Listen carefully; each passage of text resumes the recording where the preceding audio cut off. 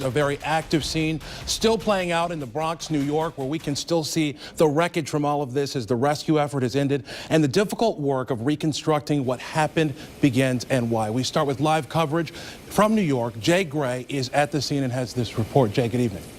Good evening. This is about as close as we can get to the accident site right now. It's a few hundred yards below us at the bottom of the hill. That's where investigators are working through the debris, trying to piece together what happened. Also tonight, we are now hearing for the first time from some of those who are on board the train.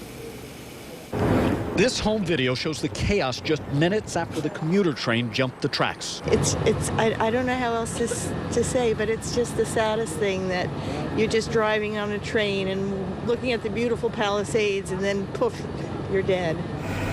4 passengers died. More than 60 were injured.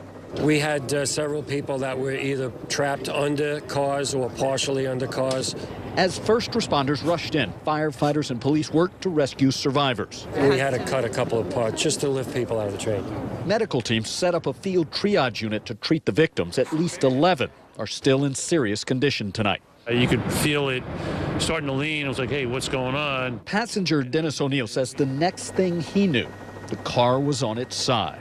And then it hit the curve real hard and flopped over, and we slid down the hill. Lisa Delgado's cousin was also on board. Hit her side of the head.